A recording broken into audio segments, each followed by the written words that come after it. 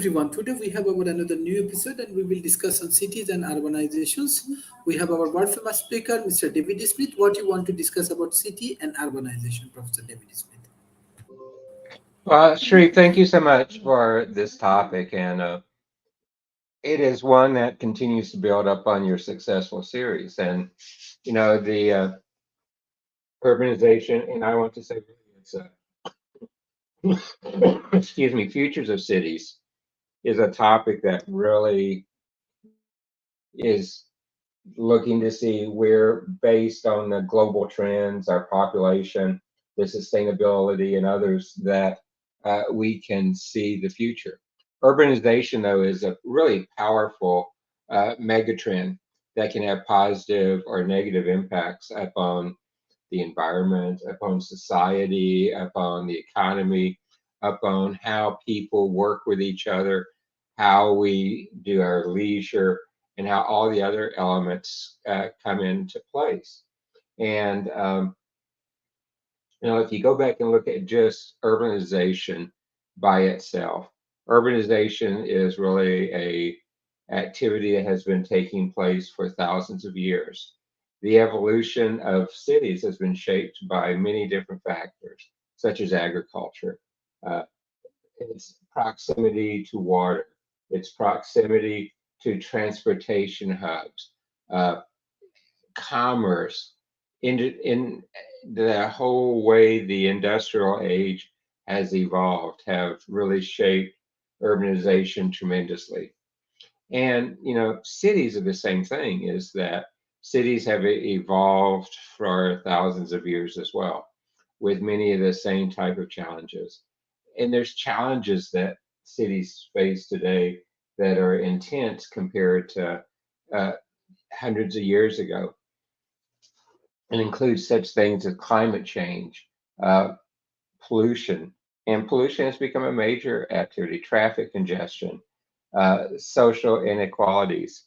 For example, uh, when I'm in Tokyo or I'm in Los Angeles or New York, I see the traffic congestion there. I come back to Austin, where I live, and yes, we're congested, but nothing like those cities.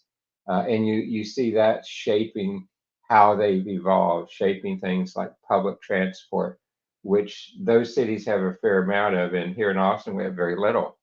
Uh, but we see opportunities for the urbanization, the future of cities, uh, for cities to become more sustainable. Uh, and they're trying to make cities have more green space, for example. They're looking at ways to relocate population centers. For example, here in Austin, we have began to try to create different remote city centers. There's our downtown, and then we have another city center on the north side of town, and looking at building others where we can handle it and make it more ongoing. And urbanization is going to continue to shape the future of our planet. We saw during COVID, the early part of COVID, a small blimp on the curve of people going back to a rural environment to get away from the pandemic viruses and things. But that is just, I believe, a temporary blip, and urbanization will continue for a while.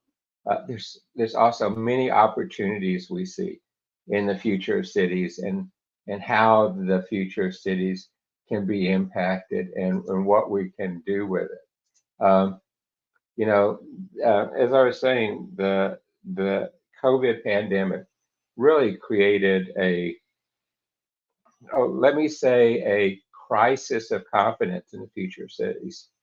And as we're beginning yet another round of increases with a new COVID strain that we see coming out right now, with the emergency rooms filling up and others like that, uh, the consensus really is that urbanization and building these future cities will remains a powerful 21st century megatrend, and that well-planned towns and cities remain central to what we can do with sustainable development, economic development, and others. One of the prior speakers on your program, Sri, uh, is a person who has designed some of these future cities. And his sense is that the future city has to be a collaborative city. And you've heard me talk about the power of collaboration and group intelligence. And we need to build that around our future cities as we begin to look more at this urbanization trend and how it's going to happen. And you know, human population is really increasing tremendously as we look at where we're headed. And some of the statistics are just really way out there. For example, the world population is expected to reach almost 10 billion people by 2050. And that means it's going to be really shaped by how we can begin to utilize our resources better, how we can begin to look at things like our social injustice, our inequalities, our ability to have a clean and sustainable um, environment to work with. Um, the the world is really a complicated place today, and we know that we have to do a tremendous amount of changing the way we do stuff to be effective as we look at the future of the cities, as we look at the future of our industrial centers. And, you know, people living in cities will undoubtedly see a dramatic increase in our global consumptions.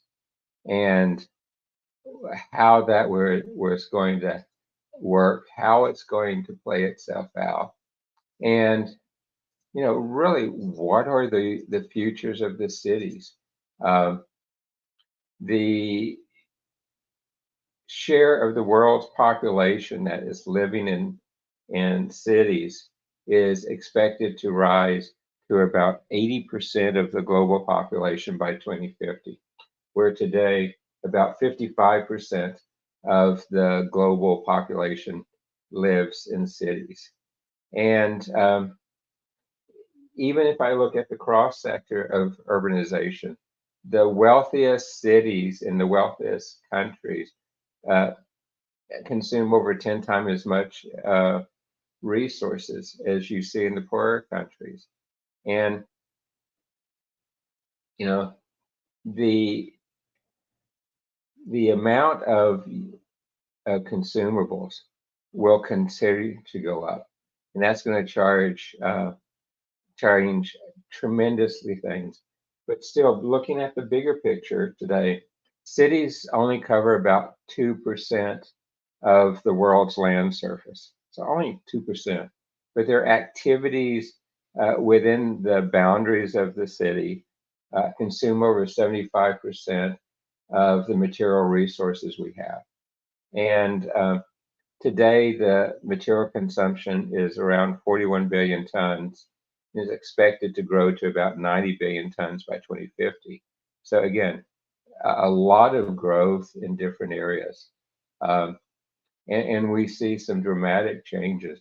One of the areas where you're seeing one of the biggest changes is actually in Africa, followed by Southern Asia, are the top two when you look at just the movement towards urbanization and the amount of materials required for that.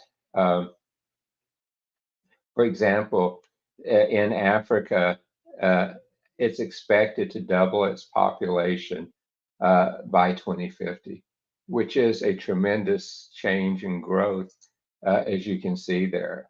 Um, but we're seeing also that the future of cities has changed with the work at home trend that really started in earnest during the COVID pandemic. And there are still companies struggling to try to get employees back into office space. And that is shaping not only the urban part of the city, it's also causing the rise of more distributed city centers, like I spoke about earlier, where you can have more co-work environments, more satellite offices and things to address that trend. But since I've been going for a while, I see Rob is here. Sharif, I'll let it come back to you and let Rob talk for a while.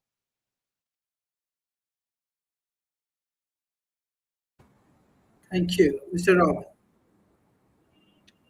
Yeah, I mean, yeah. it's kind of a general topic. Where would you like me to focus?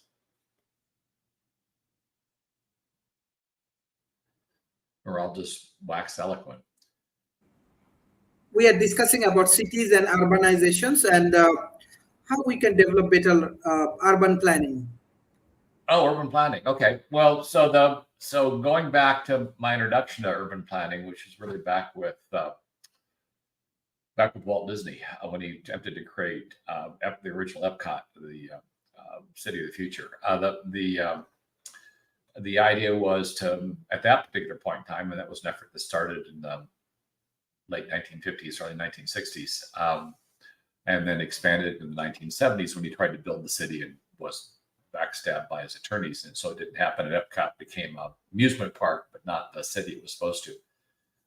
You have to look at a number of things, and you have to design a city for the world as it will exist when the city is complete.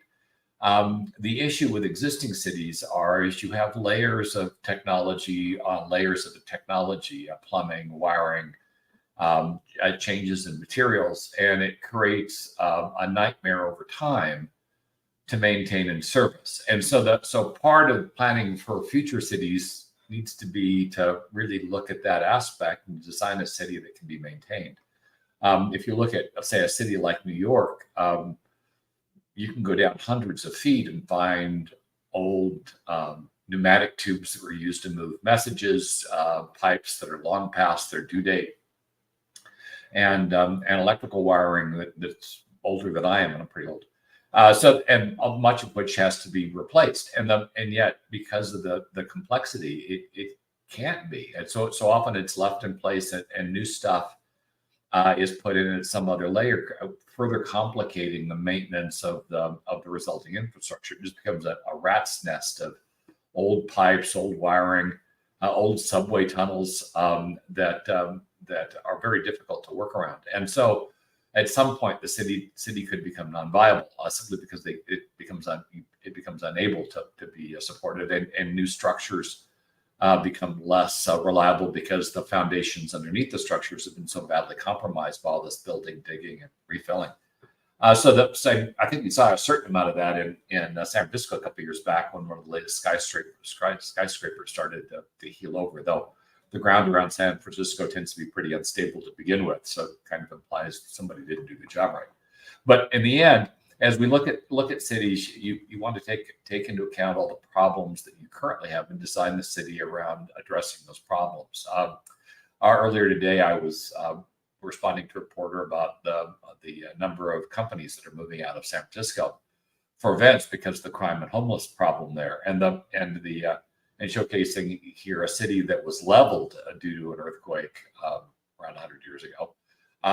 It came back, but they built it back kind of the way it was. Didn't really advance it that much, and the end result is the city is still somewhat vulnerable to seismic events, and transportation across the city isn't particularly easy or convenient. You've got roads that are way too steep.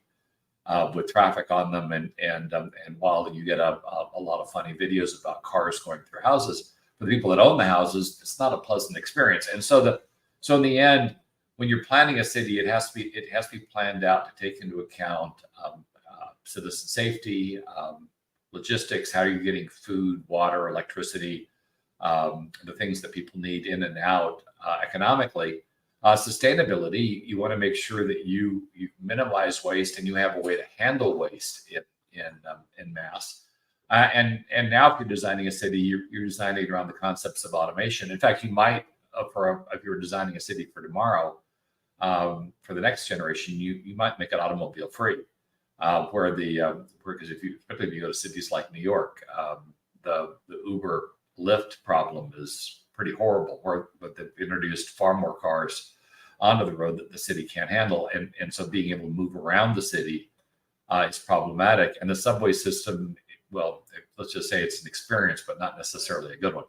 So they're suffering through that. So as you look at a city, you're really looking more in terms of leading designs like the ones in the Netherlands, or Finland, and the idea or the trend to remove roads, go back to a more balanced ecosystem where you have a lot of green areas, much less cement that captures and reflects heat, so that the city itself is a much more pleasant place to be, much more bicycle riding, which deals with both the transportation problem and citizen obesity and health, in terms of exercise.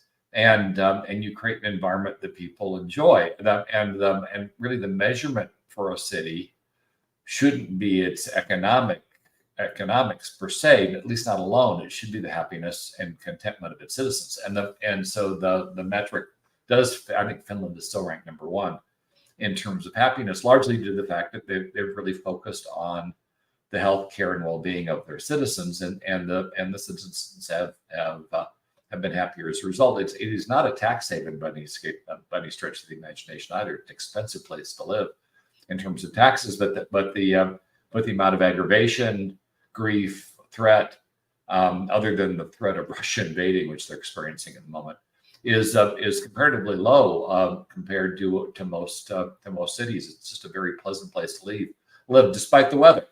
And you would think with the weather it would be very unpleasant. So the fact that they were able to create an environment that was very favorable to people, even though the weather is not that favorable, just showcases that you can engineer a city and place it in a reasonably hostile environment and make it viable and very supportive of its population.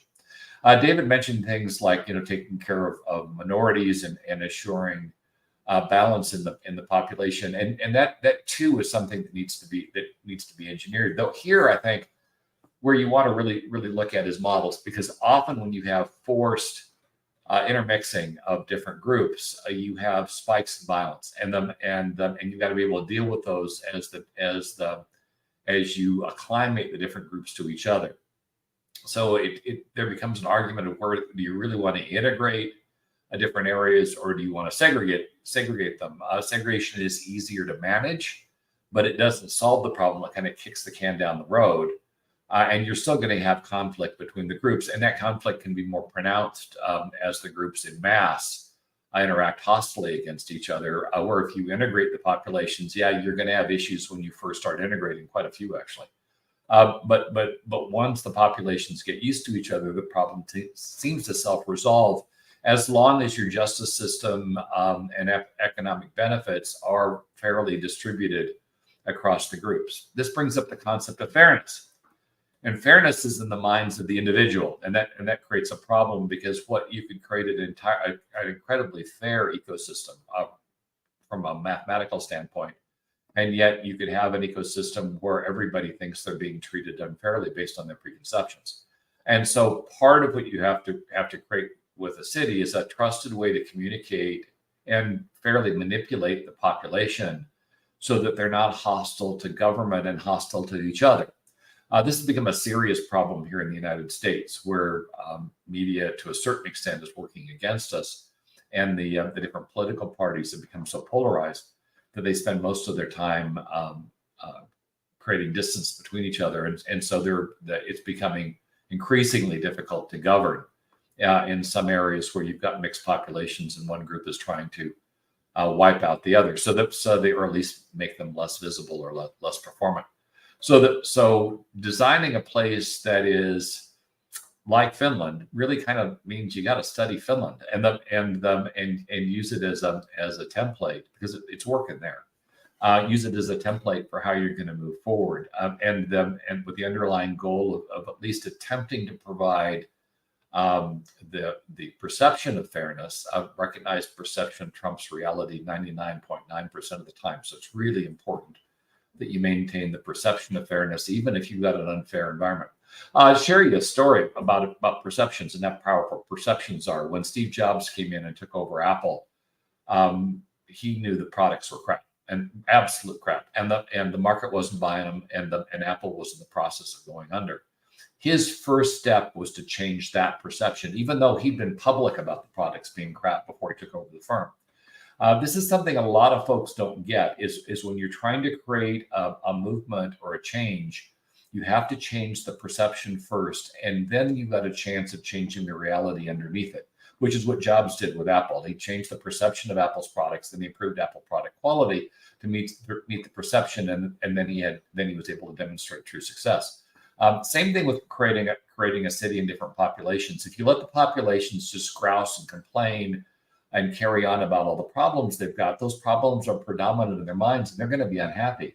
So you have to consistently overcome that perception with the good things that are out there. I mean, if you think about it, the way in most cities we're living today is so much better than the way we were living 100 years ago. We have plumbing that works, for instance, electricity that fundamentally works, and people aren't dying of being electrocuted on a regular basis. Houses aren't being burned down from electrical fires. All issues they had back then, or gas fires. And in a lot of cases, the homes were still using gas lighting, and that was even more dangerous in terms of the introduction of a hostile gas into the home en masse, and not a lot of safety mechanisms to protect it. And we get entertainment in our homes as opposed to having to go out for it. And our automobiles, we don't have to buy gas, take it home, and have it in our garage and fill our cars. So for those of us driving electrics, it's funny. We're kind of back to the future in that we charge our cars at home, much like we once fueled our cars at home, or maybe went to a grocery store and bought some gas and put it in the cars before we had gas stations. But the fact is our quality of life has improved dramatically over the last 100 years, pretty much across the board. And if we focus more on the benefits that we have, and perhaps educate the population on a regular basis in terms of conservation, create status elements that encourage people to have smaller homes, consume less, and focus more on work-life balance, as opposed to working yourself to death to build a McMansion and have cars that you can't afford, and then end up retiring with no money, divorced, and your kids hate you, which is often what happens here in the United States. You really want to create that balance, and a number of people about a decade ago really argued that rather than building cities the way we've been building them, we ought to build arcologies. And an arcology is where you create a self-sustaining building. And that building has education facilities, it has food facilities, it has living facilities in it, and it has the offices for the people to work, all contained in it. The structure can be secured. People don't need to leave the structure to do much of anything that they need to. They can leave. It's not that they're locked in, though there have been some arguments that maybe that wouldn't be the case in the future, depending which science fiction author you read. But you create a situation where people don't have to commute to work; they can walk to work. If there's a weather event, you can secure the facility and protect them against the weather event. Watching the storms cut through a good chunk of the U.S. this week, what we saw was a lot of businesses destroyed, people driving on roads they shouldn't have been on. I was watching a video today of some poor woman in a car. The wind picked the car up and spun it around 3 times and dropped it on its roof. She shouldn't have been on the road, but she was returning from work. What was she going to do? Spend the night at the place she worked? There are no facilities for her there. But if you have an arcology, you work and you live in the same place, and so you don't have those instances where you can have issues. And climate change is real. We're watching it occur every day. And whether we're talking about Hawaii and all the homeless people are suddenly homeless there, or Florida and a good chunk of the East Coast, where a lot of people are now suddenly homeless again because of the hurricanes and I guess typhoons that have gone there. And here, of course, in Oregon, where we've also had fires, and a lot of people now are without homes.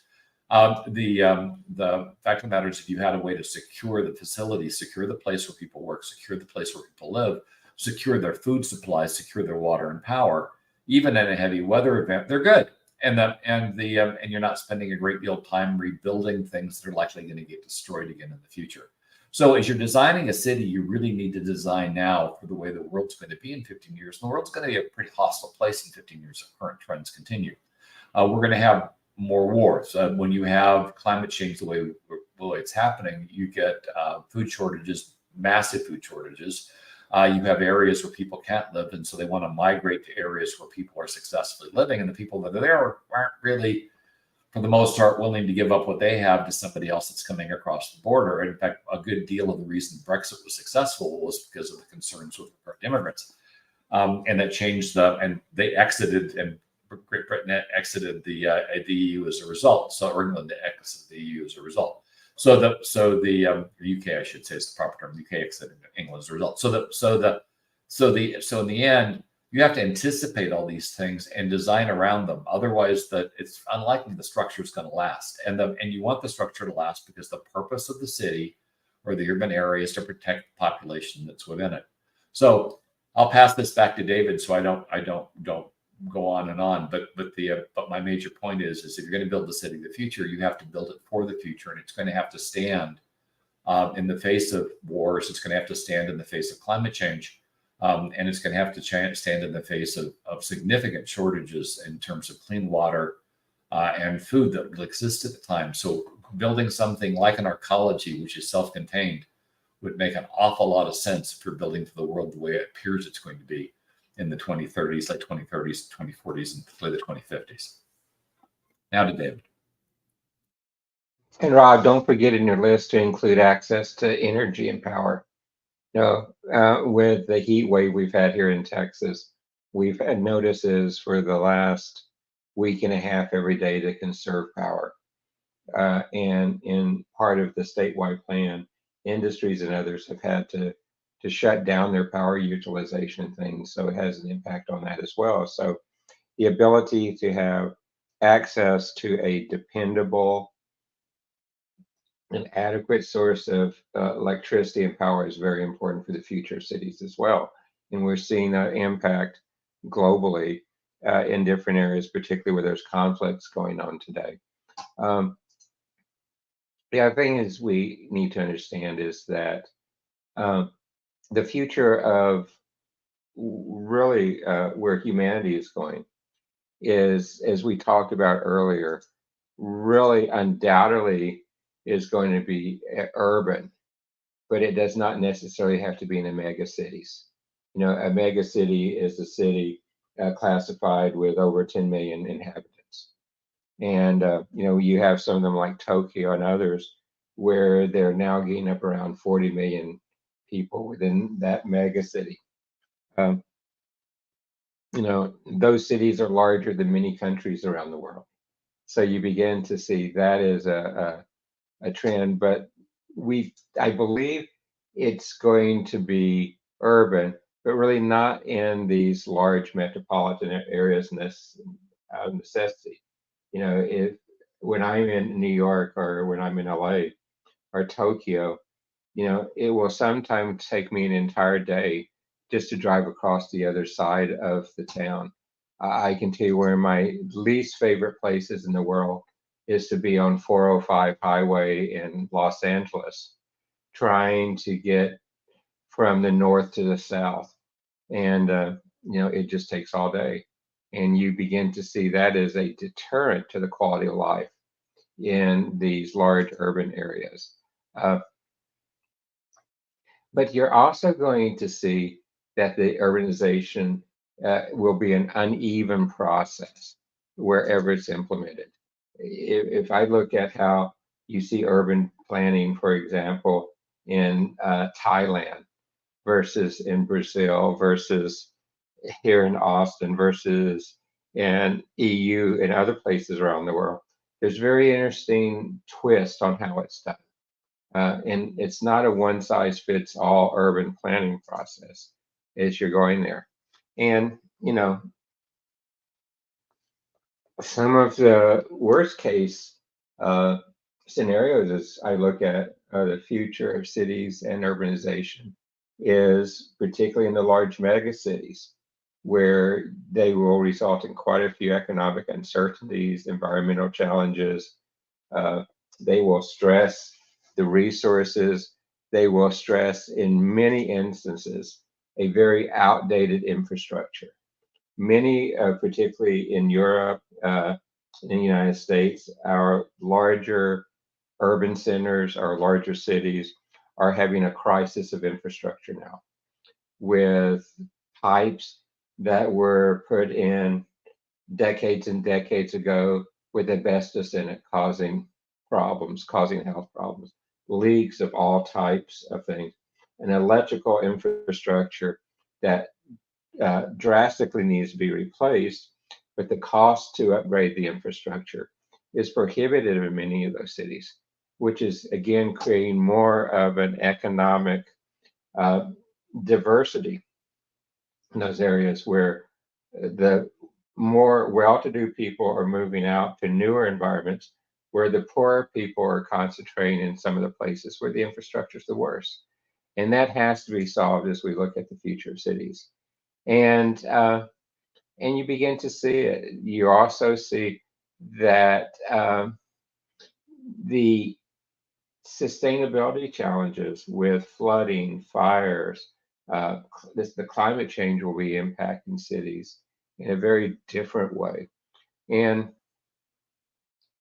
and while I believe that the COVID pandemic accelerated the change for many of the cities, I believe that many of the fundamentals for those changes were already in place, and that the pandemic really just was an accelerator.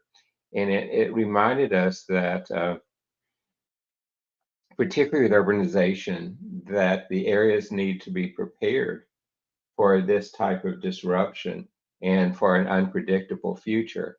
Uh, Again, if I look at the NGO impacts in the Ukraine area, and even over in Taiwan and things, we have to see that the cities need to be able to respond rapidly to an unpredictable future, and that it begins to go there.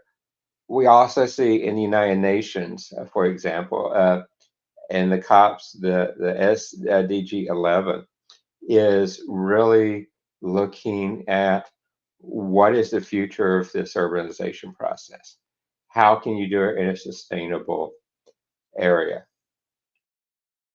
And how can we uh, work with an agenda to meet all the goals of the Sustainable Development Goals number 11, which included clean water supplies, functional sanitation, appropriate sewage and waste disposal, mobility, how to have an effective mobility, how to promote more compact, as Rob was talking about, safe and healthy cities and settlements within cities. How do you help put plans and capabilities in place in this urbanization to prevent the spread of disease?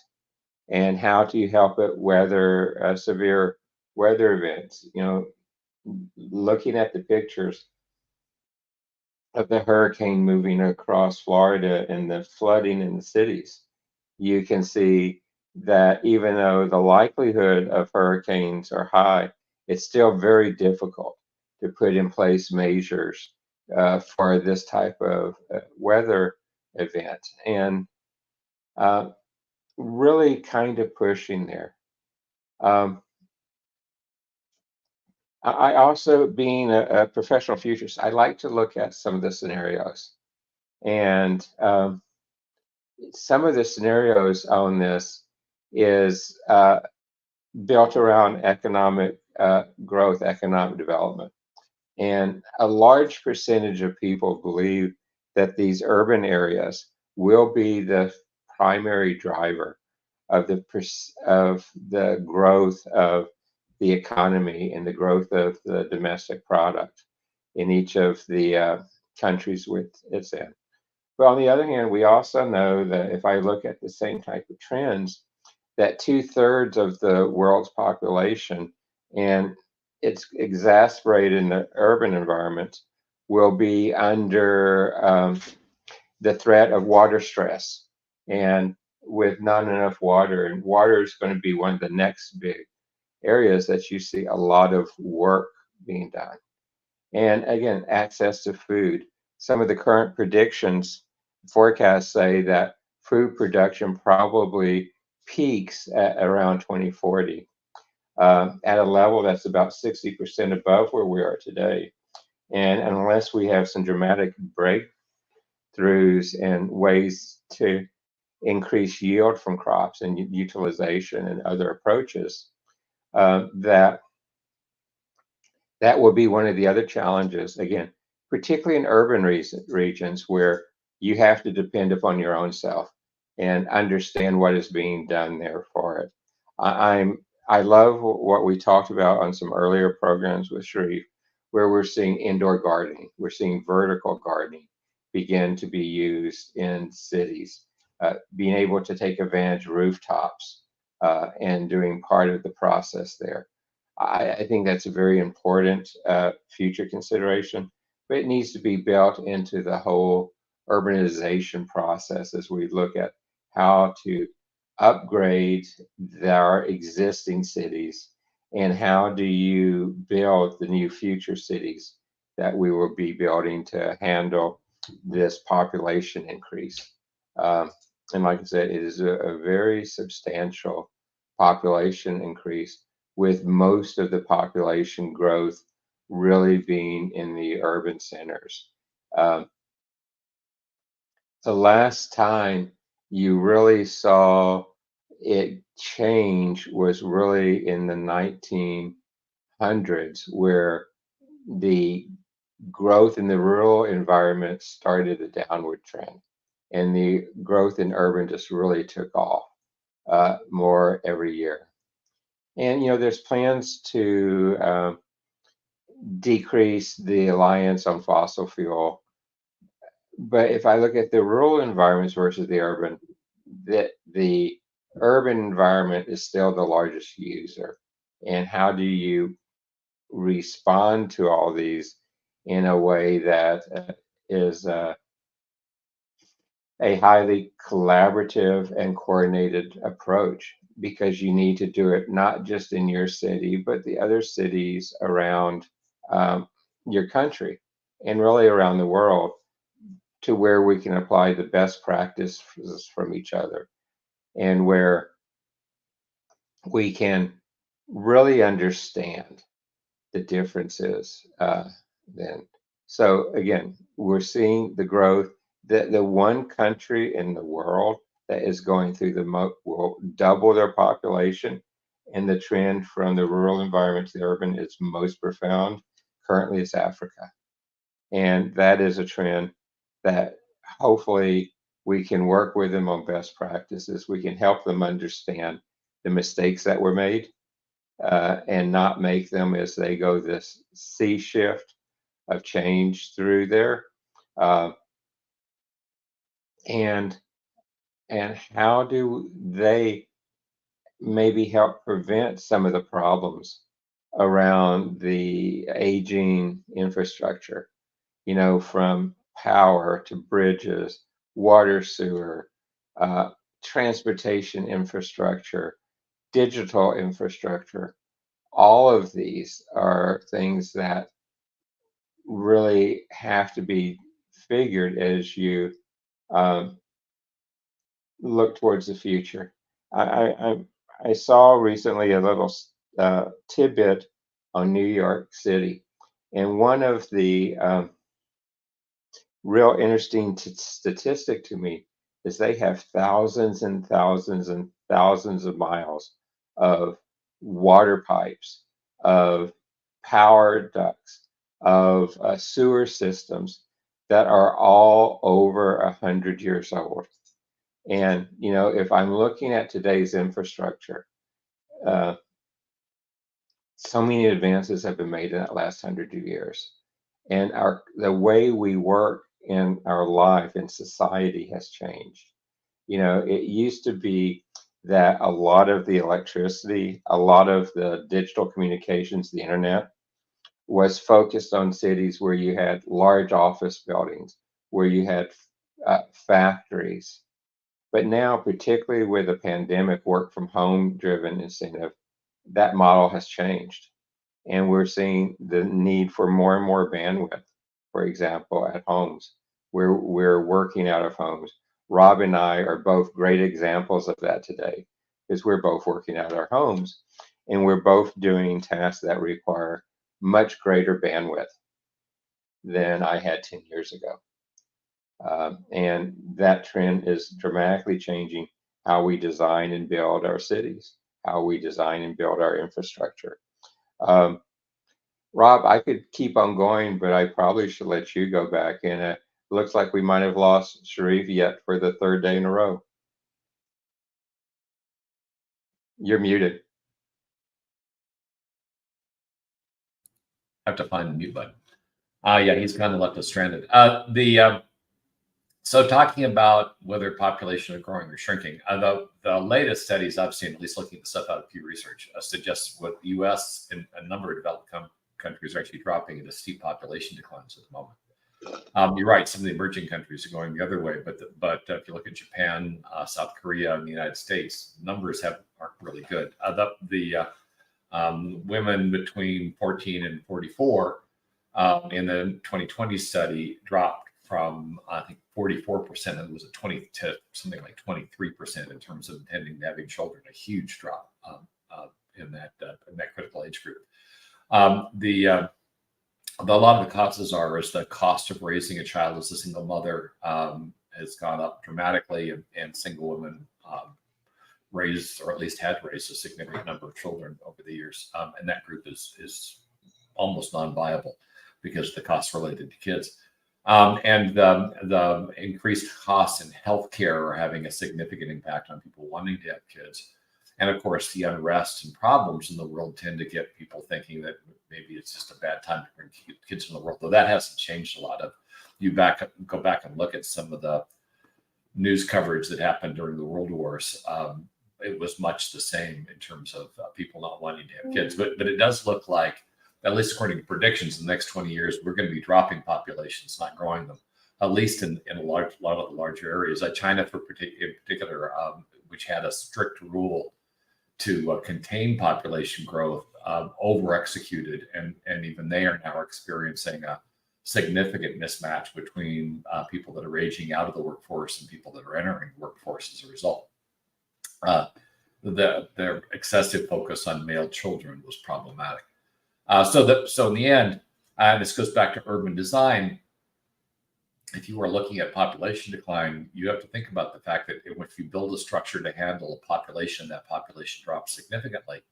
You're going to have to deal with that excess structure. You're not going to want to maintain it unless the trends reverse. And that means that takes us back to this idea of building modular cities that can be upgraded, modified, and relatively easily changed to adjust for weather conditions, population changes, and changes in technology.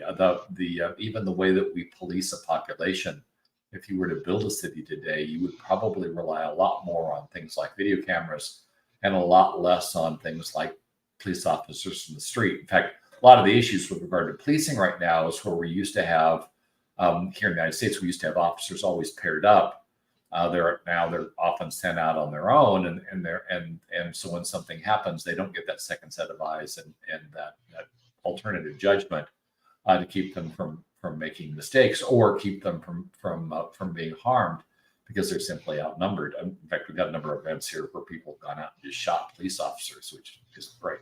So in the end, really thinking through the dynamics of a declining population, if in fact your region is showing a declining population, or a growing population if you're one of the newer economies that just so growing, is important because you've got to design for the future. Having a whole lot of homeless people isn't good. Having a whole lot of structures that have dropped in decline and in a particular area isn't good either. The urban blight problem, where you get an area where nobody wants to live, is problematic. And you go up on the web and you can find entire cities that have been built and have now been abandoned and built relatively recently and been abandoned in places like Spain, where there's just nobody there.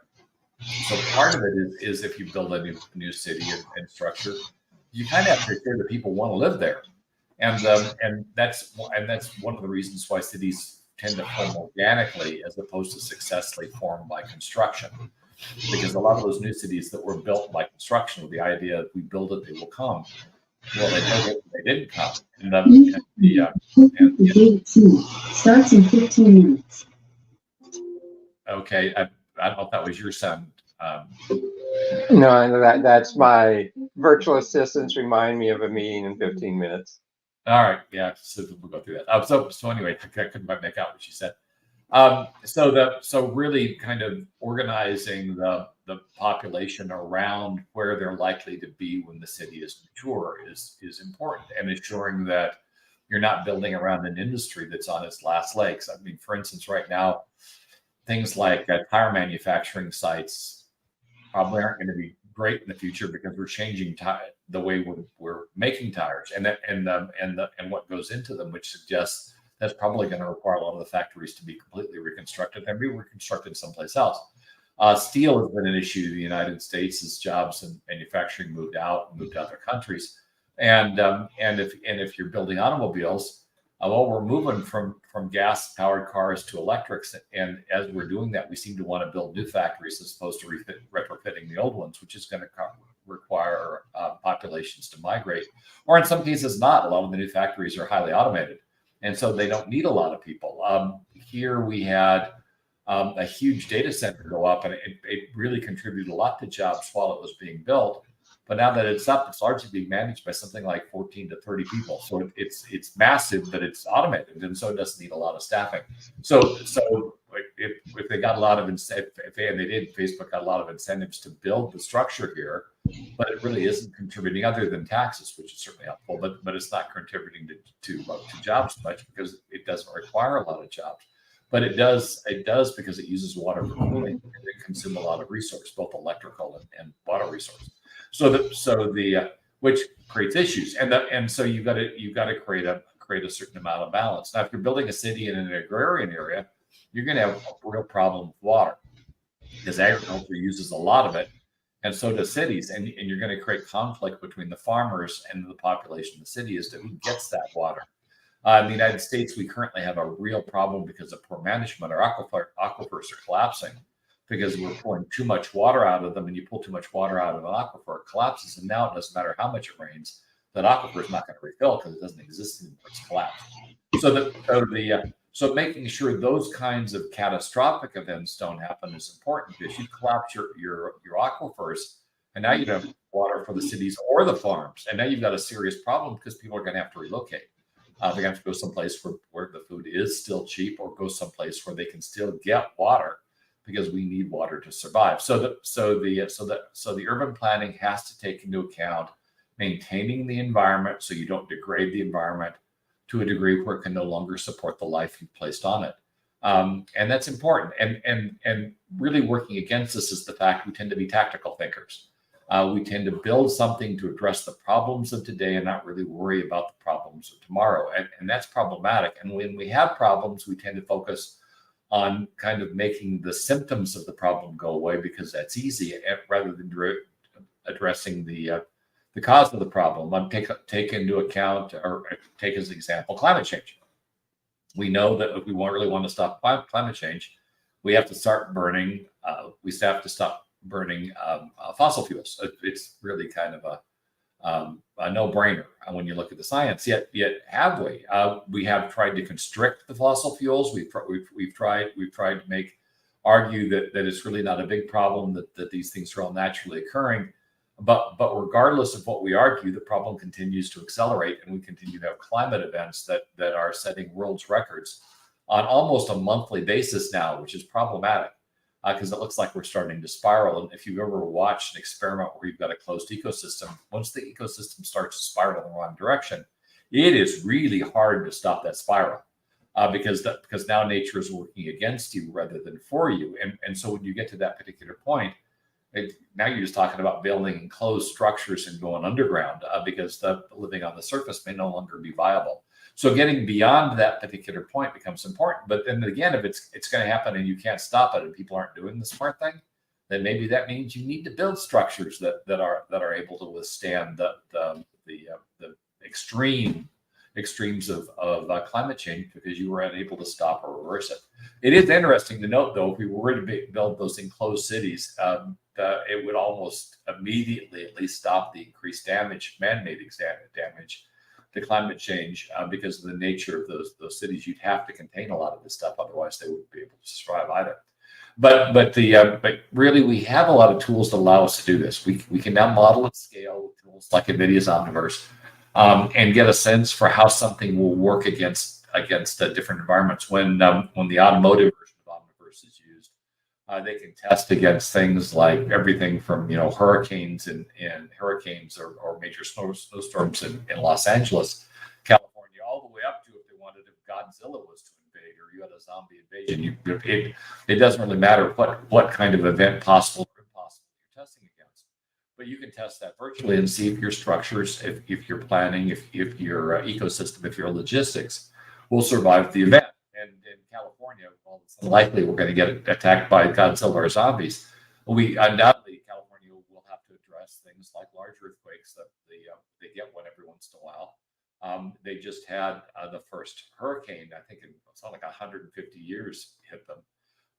And so now they need to be prepared against that. And clearly, the last couple of years, they've discovered they need to be able to address massive fires, fires that are currently our technology is unable to address because of their scale. By the way, as a side note, I still think we should start treating fires like we treat wars, and aggressively build equipment to mitigate the fires. I was just talking to a firm just yesterday, that drone firm that is pivoted to fire mitigation and containment, where they put up a series of drones, and the drones will identify hotspots as they are emerging, and these drones will carry water or other forms of fire suppressant. So while the fire is small, while it's still one tree or two trees, they can knock the fire down, as opposed to when it gets to be an acre or more, and suddenly now we don't have the equipment. We can't get the equipment there in time to stop it from spreading. I think we've got one fire now that's over 100,000 acres at the moment. But that's beyond our capability. Where I think we're at 20 after 3 weeks. We're 23% contained or something. But we've got another fire that's only 400 acres and it's zero containment. It's been going on for several days now.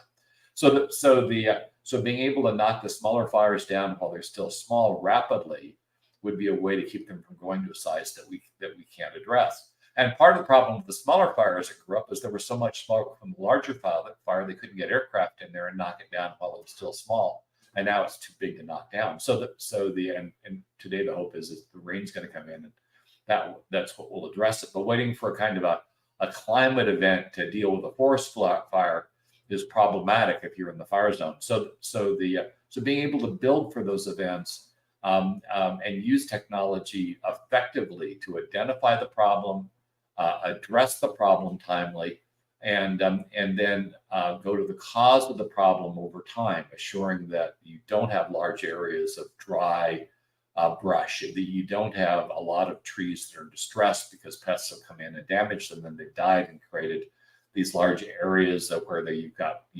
a fuel and no real ability to deal with the problem if that fuel ignites and spreads very rapidly, because dead trees are a great source of fuel, and then they'll take out living trees that are joining them because of the amount of heat they're generating.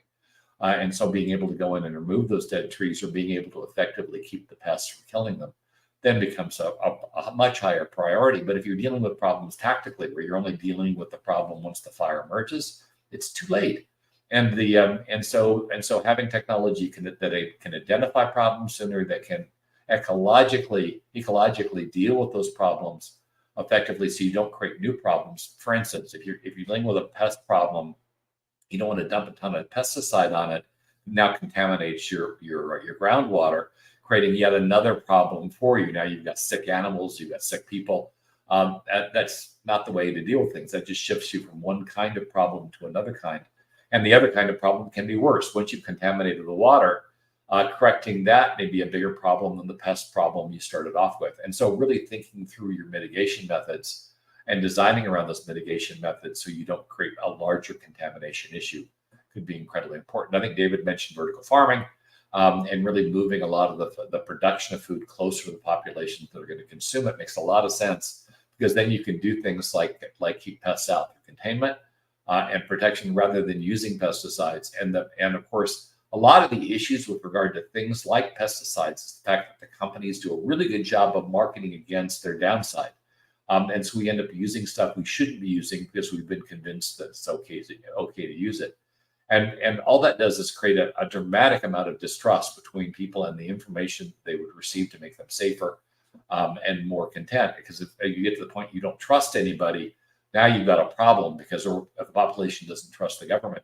Because a pandemic comes through, people don't get vaccinated.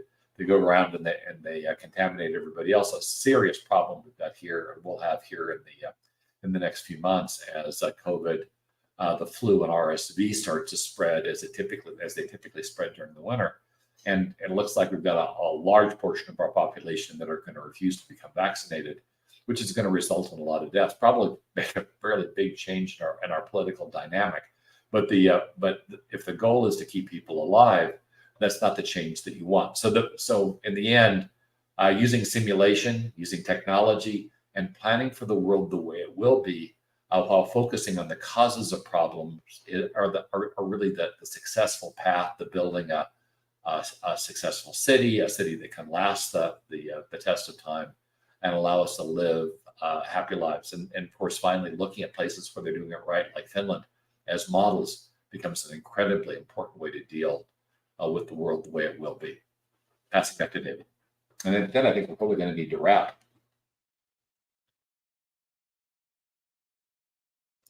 I agree with you. Thank you so much for those comments. And once again, we're commenting on so many different things. So let me begin my wrap up here and just really think that if I look at the future of cities and urbanization, it really, if we begin to think about resiliency, we have to embrace the building back different mentality, and that we need to look how to evolve and emphasize really the future of sustainability and how to address the unique challenges in urban environments around disasters, fires, infrastructure, and transportation. And there is really not much difference when we begin to look at what's called a smart city. Smart cities to me are a misnomer, because what you really have is you have smart communities, because to do a whole city infrastructure as a smart one is really difficult if you're not working with a greenfield space. Science and technology are really, as we've talked about almost every session, rapidly evolving, changing to be very digital, communications becoming ubiquitous. That should open up our cities for ways to have tremendous change.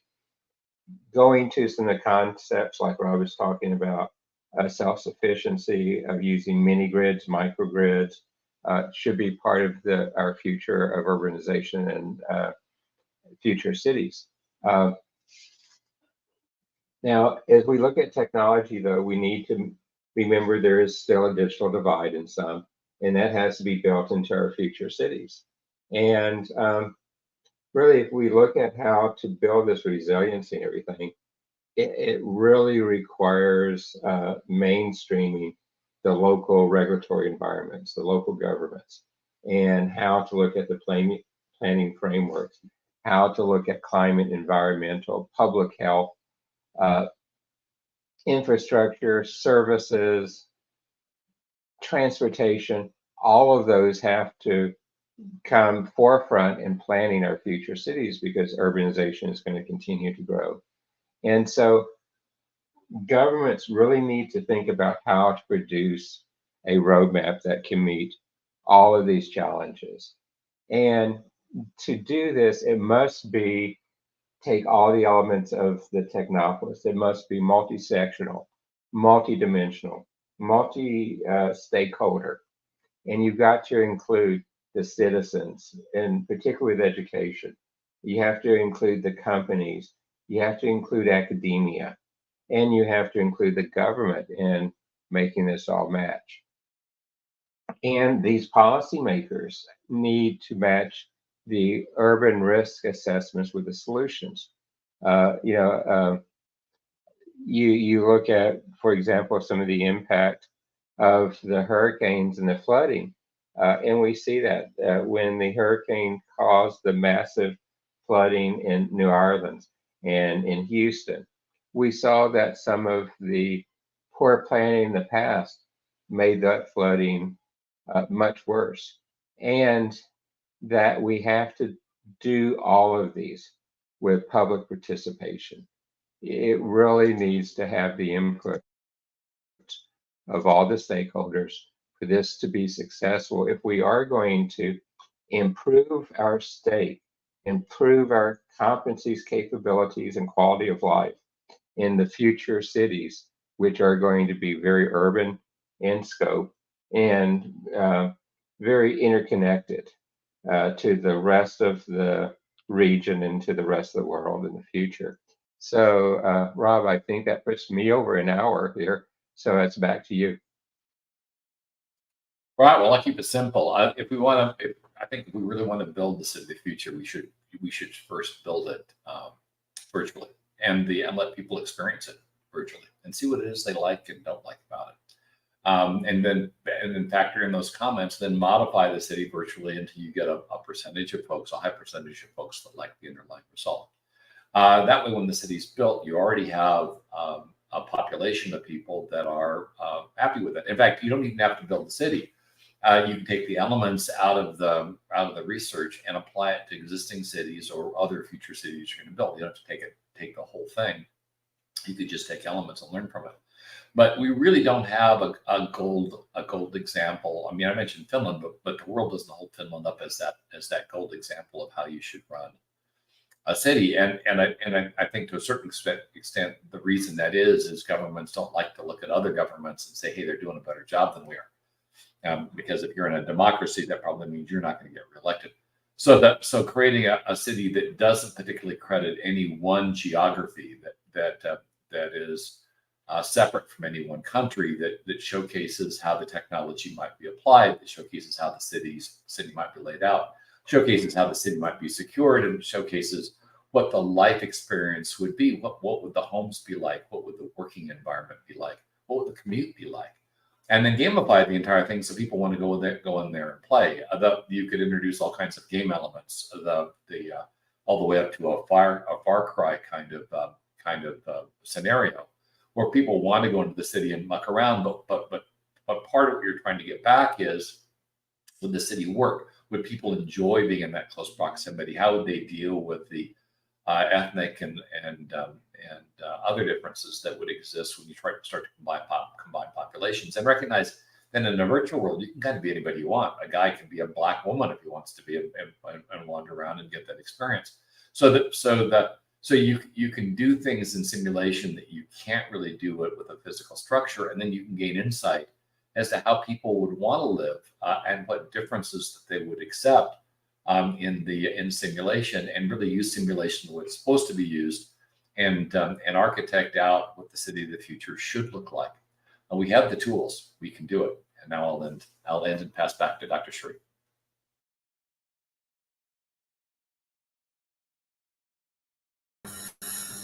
Thank you. Thank you, Professor David Smith, and thank you, Mr. Raw, for your continuous support for World Talent Economic Forum. I request all of our audience, please share our content as much as possible. Thank you. Bye-bye and take care.